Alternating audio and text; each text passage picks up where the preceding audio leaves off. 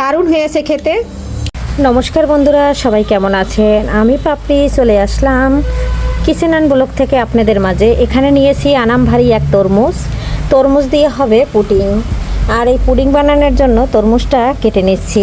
বন্ধুরা, তরমুজে কিন্তু পুডিংয়ে আমি কোনোভাবে কোনো ফুড কালার ব্যবহার করব না। আমার তরমুজে যতটুকু কালার আসে আমি সেভাবেই কিন্তু তরমুজের পুডিংটা বানিয়ে নেব। কারণ বাজারে কিন্তু ভেজাল তো খাবার আমরা সবসময়ই খাই, তাই ঘরে বানালে যদি এভাবে আমরা আরও যদি ফুড কালার ব্যবহার করি তাহলে তো আমাদের শরীরের এমনিতেও পুষ্টিগুণ নাই, আরও তো কমে যাবে। তাহলে এই যে তরমুজের কালারটা কিন্তু অতটা বেশি একটা লাল না, তারপরে এটাই যেভাবে হয় আমি সেভাবেই পুডিংটা তৈরি করে আপনাদের সাথে শেয়ার করব। তবে সঙ্গে থাকুন, দেখতে থাকুন। প্রথমে তরমুজটা মাঝখান থেকে কেটে নিয়েছি, এখানে আমি আবারও কেটে নিচ্ছি। কেটে নিয়ে এখন আমি এটা টুকরো টুকরো করে নিচ্ছি। এখানে আমি অর্ধেকটা তরমুজই নিয়ে নিচ্ছি। এখন আমি তরমুজটা এটা গ্রেট করে নেব। গ্রেট করে রসটা খুব সুন্দর করে বের করে নেব। বন্ধুরা, বাসায় কারেন্ট নাই, এর জন্য আমি গ্রেটারের সাহায্যে এই যে তরমুজের রসটা বের করে নিচ্ছি, কারণ ব্লেন্ডার করব না। বাসায় কারেন্ট শেষ হয়ে কারেন্ট চলে গেছে, এখন তার ব্লেন্ড করা যাবে না। এই যে দেখুন, খুব সুন্দর করে রসটা বের করে নিয়েছি। আর এভাবে আমি সবগুলো রস বের করে নেব, তারপরে কিন্তু পুডিংটা বানাবো। কিভাবে বানাই সঙ্গে থাকুন।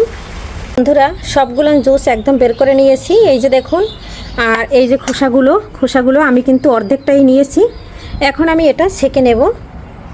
আর বন্ধুরা, তরমুজ কাটছি, মাছিতে একদম ভরে গেছে।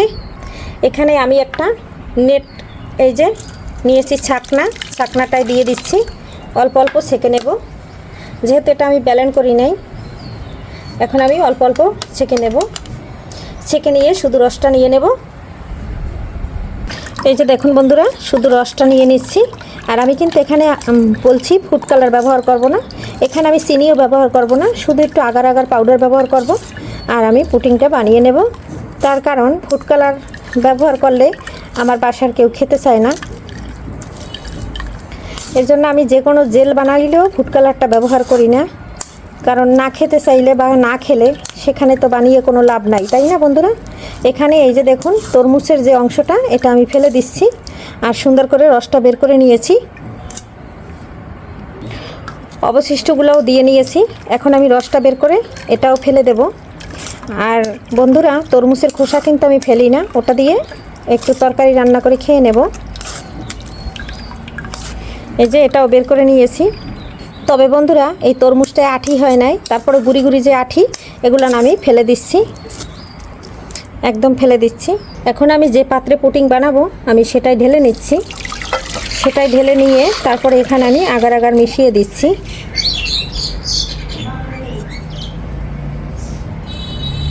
বন্ধুরা, এখানে দিয়ে দিচ্ছি একটু লবণ স্বাদের ব্যালেন্সের জন্য।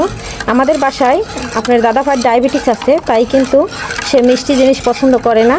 আর এখানে যেহেতু কোনো প্রকারের জল দিই নাই, তরমুজ তো এমনি এই মিষ্টি হয়, কালারটা কিন্তু এক্সের খারাপ না। এখানে কিন্তু আমি ফুড কালারও ব্যবহার করব না, চিনিও ব্যবহার করব না।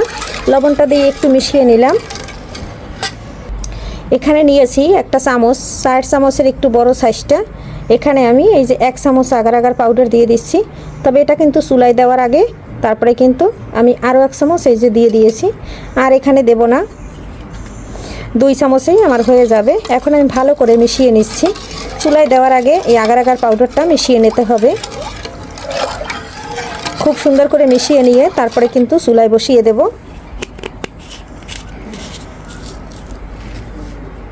বন্ধুরা, অনেকেই আছে মিষ্টি জিনিসে লবণ পছন্দ করে না, আর আমি যেহেতু চিনি দিই নাই তার জন্য একটু লবণটা দিয়ে দিচ্ছি। কারণ আমরা সবাই জানি লবণের থেকে এই পৃথিবীতে মিষ্টি আর কোনো জিনিস নাই। সব খাবারে আমরা লবণ ব্যবহার করি। লবণ হইল এই পৃথিবীর সবথেকে মিষ্টি খাবার। আর এই খাবারটা যদি লবণটা যদি কোনো খাবারে না থাকে তাহলে খাবারের টেস্ট আসে না। তার জন্য কিন্তু আমি অল্প পরিমাণে লবণ দিয়ে দিচ্ছি। আগার আগার পাউডারটা দিয়ে খুব সুন্দর করে মিশিয়ে নিয়েছি। এখন আমি চুলাটা ধরিয়ে দেব। চুলাটা জ্বালিয়ে এখানে অনবরত নেড়ে নিচ্ছি, যাতে আগার আগার পাউডারটা খুব সুন্দর করে একদম মিশে যায়। এই যে বন্ধুরা, অনবরত নাড়তেছি, এটা কিন্তু উঠেছে। আর এই যে নেড়ে চেড়ে খুব সুন্দর করে আর একটু গাঢ় করে নেব। আর এই যে আমার কেমন হয়েছে বন্ধুরা, অনবরত নেড়ে চেড়ে নিচ্ছি বন্ধুরা, উতরেই যাতে না পড়ে যায়, অনবরত নেড়ে নিচ্ছি বন্ধুরা। আমার প্রায় গাঢ় হয়ে গেছে। এই যে এরপরে কিন্তু আমি একটু ঢেলে নিয়ে ঠান্ডা করে তারপরে ফ্রিজে রেখে দেব। গরমের দিনে এরকম যদি ঠান্ডা ঠান্ডা একটা পুডিং হয় তাহলে কেমন লাগবে বন্ধুরা। বন্ধুরা ফাইনালি হয়ে গেছে। এই যে দেখুন, এখন আমি নামিয়ে নিচ্ছি। এখানে আমি মল্ডে ঢেলে নিচ্ছি। এটা কিন্তু কেকের বাটি। এখন এটা আমি ঠান্ডা হওয়া পর্যন্ত রেখে দেব বাহিরে, তারপরে ঠান্ডা হইলে পরে ফ্রিজে রেখে দেব, পরে আপনাদের সাথে কেটে শেয়ার করব। ঠান্ডা করার পরে ফ্রিজে রেখে দিয়েছিলাম 2 ঘন্টা। এখন আমি এটা প্লেটে ঢেলে দেখাচ্ছি যে আমার তরমুজের পুডিংটা কেমন হয়েছে। আর এই পুডিংটা ঢালার পরে বন্ধুরা খুব সুন্দর করে কিন্তু জমেছে। যেহেতু আমার বাটিটা অনেক বড়, তাই কিন্তু আমি একটা বড় প্লেট নিয়েছি বন্ধুরা। এখন আমি এই যে উল্টে নিচ্ছি। আর যে গরমের কারণে সব জায়গা মশা মাছির অভাব নাই। এখন আমি এই যে ডিমোল্ড করে নিচ্ছি। এই যে দেখুন বন্ধুরা কত সুন্দর করে একদম বাটির থেকে পড়ে গেল। আর আমি এখন আপনাদের কেটে দেখাচ্ছি যে আমার পুডিংটা কত সুন্দর হয়েছে। আর এখানে কিন্তু আমি কোনো প্রকারের কোনো কেমিক্যাল ব্যবহার করিনি। এই যে দেখুন কত সুন্দর একটা কেটে নিয়েছি।